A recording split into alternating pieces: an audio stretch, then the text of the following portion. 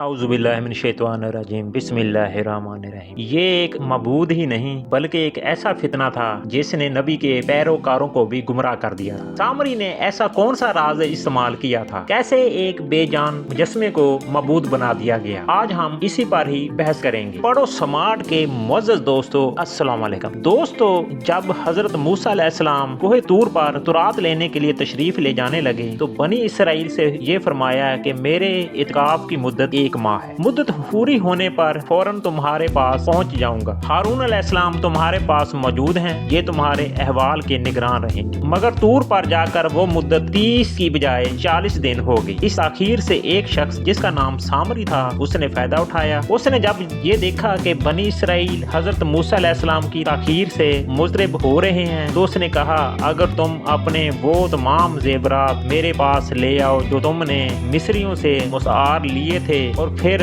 वापस ना कर सके तो मैं तुम्हारे फायदे की एक बात कर दूं। सामरी गो जाहिर में मुसलमान था मगर उसके दिल में कुफ्र और शिरक की नजासत भरी हुई। बस जब बनी इसराइल ने तमाम सोने के जेवरात लाकर उसके हवाले कर दिए तो उसने उनको भट्टी में डालकर गला दिया और उससे बछड़े का जिस्म तैयार किया और फिर अपने पास से एक मश्त खाक उसके अंदर डाल दी। इस तरकीब से बछड़े में आसारे हयात पैदा हो गए और वो बछड़े की आवाज बाएं बोलने लगा। अब सामरी ने बनी इसराइल से कहा, मूसा से गलती और भूल होगी कि वो खुदा की तलाश में तूर पर गया। तुम्हारा माबूद तो ये मौजूद है। ये अच्छी तरह वाज़ेह हो चुका है कि सदियों तक मिस्र की गुलामी ने बनी इसराइल में मुशरकाना रसूम और अकायद को फैला दिया था और वो इस रंग में काफी हद तक रंगे जा चुके थे और बछड़ा परस्ती मिस्र का कदीम अकीदा था और इस रंग में काफी हद तक रंगे जा चुके थे और बछड़ा परस्ती मिस्र का कदीम अकीदा था और उनके मजहब में इसको बहुत अहमियत हासिल थी। इसलिए उनके एक बड़े देवता का मुंह गाय की शक्ल का था और वो अकीदा रखते थे कि पूरा जमीन गाय के सर पर कायम है। और स्मार्ट के मुअज़्ज़ज़ दोस्तों, सामरी ने जब बनी इसराइल को तरगीब दी कि वो इसके बनाए हुए बछड़े को अपना मबूद समझें और उसकी पूजा करें तो उन्होंने बाआसानी इसको कबूल कर लिया। हजरत हारून अलैहिस्सलाम ने ये देखा तो बनी इसराइल को समझाया कि ऐसा ना करो, ये तो गुमराही का रास्ता है। मगर उन्होंने हारून अलैहिस्सलाम की बात मानने से इनकार कर दिया और कहने लगे कि जब तक मूसा ना आ जाएं हम इससे बाज आने वाले नहीं। जहाँ जब ये नौबत पहुंची तो अल्लाह ताला की मुसाहलत का तकाजा हुआ कि हजरत मूसा अलैहिस्सलाम को इस वाक़े से मतला कर दो। इसलिए हजरत मूसा अलैहिस्सलाम से पूछा, मूसा तुमने कौम को छोड़कर यहाँ आने में इस कदर जल्दी क्यों की? हजरत मूसा अलैहिस्सलाम ने अर्ज किया, खुदाया इसलिए कि तेरे पास जल्द हाजिर होकर कौम के लिए हदायत हासिल करो। अल्लाह ताला ने उस वक्त उनको बताया कि जैसी हदायत के लिए तुमने इस कदर इज़राब किया वो इस गुमराही में मुब्तला हो गए हैं। हजरत मूसा अलैहिस्सलाम ने ये सुना तो उनको सख्त रंज हुआ और गुस्सा नदामत के साथ कौम की तरफ वापस हुए और कौम से मुखातब होकर फरमाया, ये तुमने क्या किया? मुझसे ऐसी कौन सी ताखीर हो गई थी जो तुमने ये आफत बर्पा?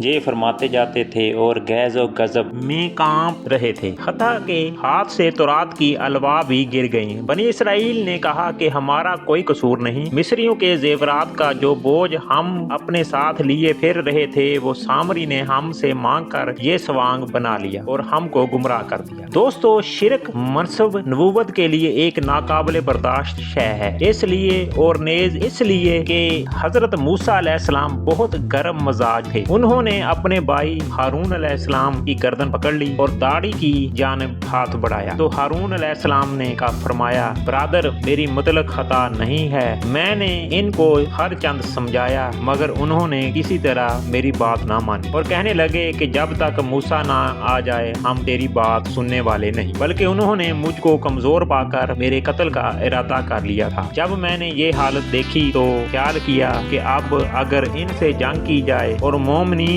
और इनके दरमियान जंग बर्पा हो तो कहीं मुझ पर इल्जाम ना लगाया जाए कि मेरे पीछे कौम में तफरका डाल दिया। इसलिए मैं खामोशी के साथ तेरा मुंतजर रहा। प्यारे भाई, तू मेरे सर के बाल ना नोच और ना दाढ़ी पर हाथ चला और इस तरह دوسروں کو ہنسنے کا موقع نہ دے۔ ہارون علیہ السلام کی یہ معقول دلیل سن کر حضرت موسیٰ علیہ السلام کا غصہ ان کی جانب سے شروع ہو گیا اور اب سامری کی جانب مخاطب ہو کر فرمایا، سامری تو نے یہ کیا سوانگ بنا لیا ہے؟ سامری نے جواب دیا کہ میں نے ایسی بات دیکھی جو ان اسرائیلیوں میں سے کسی نے نہیں دیکھی تھی، یعنی غرق فرعون کے وقت جبرائیل علیہ السلام گھوڑے پر سوار اسرائیلیوں اور فرعونیوں کے درمیان حائل تھے۔ میں نے دیکھا کہ ان کے گھوڑے کے تھم کی خاک میں اثر حیات پیدا ہو جاتا ہے اور خشک زمین پر سبزہ اگاتا ہے، اور میں نے جبرائیل علیہ السلام کے گھوڑے کے قدموں کی خاک سے ایک مٹھی بھر لی اور اس خاک کو اس بچڑے میں ڈال دیا اور اس میں زندگی کے آثار پیدا ہو گئے اور یہ باں باں کرنے لگا۔ حضرت موسیٰ علیہ السلام نے فرمایا، اچھا اب تیرے لیے دنیا میں یہ سزا تجویز کی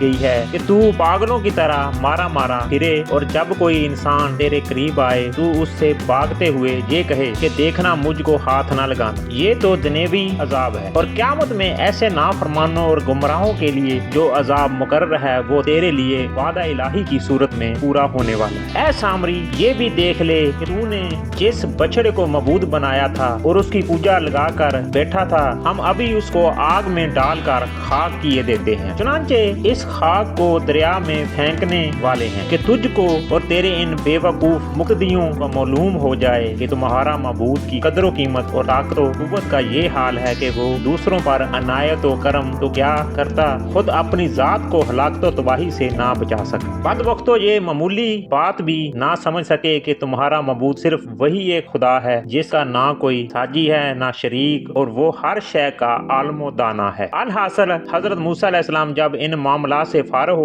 ہو گئے تو انہوں نے خدا تعالیٰ کی جناب میں رجوع کیا کہ اب ان کے اس ارتداد اور بے دینی کی سزا تیرے نزدیک کیا ہے۔ وہاں سے جواب ملا کہ جن لوگوں نے یہ شرک کیا ان کو اپنی جان سے ہاتھ دھو لینا پڑے گا۔ کہ حضرت موسیٰ علیہ السلام نے بنی اسرائیل سے کہا کہ تمہاری توبہ کی صرف ایک صورت مقرر کی گئی ہے، وہ یہ کہ مجرموں کو اپنی جان کو اس طرح ختم کرانا چاہیے کہ جو شخص رشتے میں جس سے زیادہ قریب ہے وہ اپنے عزیز کو اپنے ہاتھ سے قتل کرے، یعنی باپ بیٹے کو اور بیٹا باپ کو اور بھائی بھائی کو۔ آخر بنی اسرائیل کو اس حکم کے سامنے سر تسلیم خم کرنا پڑا۔ تورات میں ہے کہ اس طرح 3000 بنی اسرائیل قتل ہوئے، اور بعض اسلامی روایات میں اس سے بھی زیادہ تعداد مذکور ہے۔ جب نوبت جہاں تک پہنچی تو حضرت موسیٰ علیہ السلام درگاہ الہی میں سجدہ ریز ہوئے اور عرض کیا، بار الہی اب ان پر رحم فرما اور ان کی خطاؤں کو بخش دے۔ حضرت موسیٰ علیہ السلام کی دعا قبول ہوئی اور اللہ تعالیٰ نے فرمایا کہ ہم نے قاتل و مقتول دونوں کو بخش دی، اور جو زندہ ہیں اور قصوروار ہیں ان کی بھی خطا معاف کر دی۔ تم ان کو سمجھا دو کہ آئندہ شرک کے قریب نہ جائیں۔ ویڈیو پسند آنے کی صورت میں لائک کریں اور چینل کو سبسکرائب کریں۔ ملیں گے جلد ہی نئے ٹاپک کے ساتھ، تب تک کے لیے اللہ حافظ۔